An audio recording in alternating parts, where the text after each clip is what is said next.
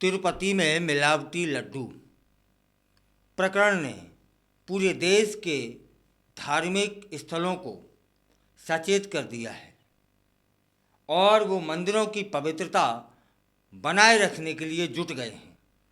जितने प्रसिद्ध मंदिर हैं उनके जो प्रबंधक हैं वह इस ओर चिंतित हो गए हैं और ठीक भी है। यह लड्डू प्रकरण ना होता तो ये सारे देश भर के जितने मंदिर हैं वह इस ओर न ध्यान देते, लेकिन यह सुखद है कि एक जगह यह मामला हुआ और पूरे देश के धार्मिक स्थल इस लोगों ने चिंता की है और उस पर ठीक से व्यवस्थाएं बनाने के लिए जुट गए हैं। आज हम इसी विषय पर एक महत्वपूर्ण बात करेंगे। धार्मिक भावनाओं और मंदिरों की पवित्रता से यह विषय जुड़ा हुआ है। हाल ही में तिरुपति लड्डू विवाद के चलते आचार्य सत्येंद्र दास ने सभी प्रमुख मठों और मंदिरों में बाहरी एजेंसियों द्वारा तैयार किए जाने वाले प्रसाद पर पूर्ण प्रतिबंध लगाने की मांग कर दी है और यह मांग स्वागत योग्य है, जिससे ऐसे प्रकरणों की पुनरावृत्ति न हो पाए। इस विवाद की शुरुआत तब हुई जब तिरुपति बालाजी मंदिर में लड्डू प्रसाद में कथित मिलावट को लेकर सवाल उठाए गए। आचार्य दास ने कहा कि देवताओं को चढ़ाया जाने वाला प्रसाद न केवल मंदिर के पुजारियों की देखरेख में ही तैयार किया जाना चाहिए, बल्कि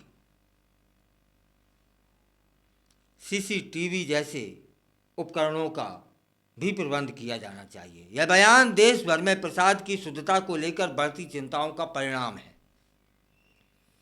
तिरुपति मंदिर के प्रसाद में पशु चर्बी की मिलावट के आरोपों ने न केवल आंध्र प्रदेश बल्कि पूरे देश में हलचल मचा दी। आचार्य दास ने कहा कि इस मामले में संत और भक्त दोनों ही गुस्सा जाहिर कर रहे हैं और जांच की मांग कर रहे हैं। उन्होंने आरोप लगाया कि प्रसाद में वसा और चर्बी मिलाकर देश के मठों और मंदिरों को अपवित्र करने की अंतर्राष्ट्रीय साजिश चल रही है। इस विवाद के बाद वृंदावन के स्थानीय धार्मिक संगठन धर्म रक्षा संघ ने निर्णय लिया है कि वे अब बाजार में बिकने वाली मिठाइयों के बजाय फल, फूल, पंचमेवा, इलायची के बीज और मिश्री जैसे प्राचीन प्रसाद ही चढ़वाएंगे। संघ के जो राष्ट्रीय अध्यक्ष हैं सौरभ गौड़ ने कहा कि तिरुपति बालाजी मंदिर की घटना के बाद देश भर में मंदिरों की प्रसाद व्यवस्था में बड़े बदलाव किए जाने की आवश्यकता है। मथुरा के भी मंदिरों में ऐसा ही कुछ निर्णय लिया गया है। मथुरा के मंदिरों में भी इसी तरह का निर्णय लिया गया है। वहाँ भी बाजार में मिलने वाली मिठाइयों के बजाय पारंपरिक प्रसाद चढ़ाने का फैसला किया गया है। इससे स्पष्ट होता है कि धार्मिक संगठन अब अपने श्रद्धालुओं को शुद्धता और पारंपरिकता पर जोर देने का प्रयास कर रहे हैं। प्रयागराज से मिली खबरों के अनुसार प्रमुख मंदिरों ने भी बाहर से मिष्ठान लाने पर रोक लगा दी है। इन मंदिरों के महंतों ने भक्तों से आग्रह किया है कि वे नारियल, इलायची दाना, सूखे मेवे आदि चढ़ाएं, क्योंकि ये शुद्ध होते हैं और इनमें मिलावट की आशंका न के बराबर होती है। अलोपशंकरी देवी मंदिर के जो मुख्य संरक्षक यमुनापुरी महाराज हैं, उनका कहना है कि श्रद्धालुओं को अब बाहर से मिष्ठान लाने पर रोक लगाई जानी चाहिए। उन्होंने यह भी कहा कि जब तक जांच में मिष्ठान की शुद्धता स्पष्ट नहीं हो जाती तब तक इन्हें मंदिर में चढ़ाने की अनुमति नहीं दी जा सकती। बड़े हनुमान मंदिर के महंत बलवीर गिरी जी महाराज ने कहा कि लड्डू पेड़े जैसे प्रसाद अब मंदिर प्रबंधन पर द्वारा ही बनाए जाएंगे।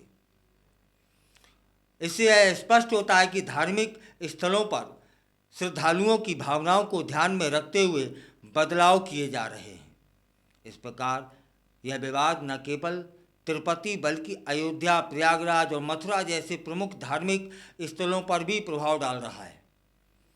सभी प्रमुख धार्मिक नेता अब एकजुट होकर इस मुद्दे पर अपनी आवाज़ उठा रहे हैं और मांग कर रहे हैं कि प्रसाद की तैयारी और वितरण में सुधार किया जाए। आचार्य दास का यह बयान इस बात का संकेत है कि धार्मिक स्थलों पर श्रद्धालुओं की भावनाओं को प्राथमिकता दी जाएगी।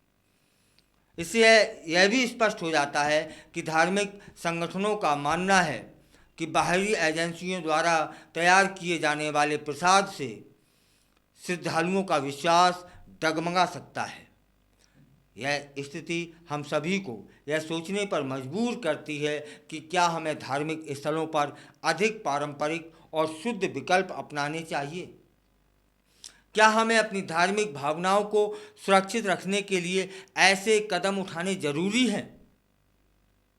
आपका इस विषय पर क्या विचार है? क्या आप मानते हैं कि बाहरी प्रसाद पर प्रतिबंध लगना सही कदम है? कृपया अपने विचार कमेंट बॉक्स में जरूर साझा करें।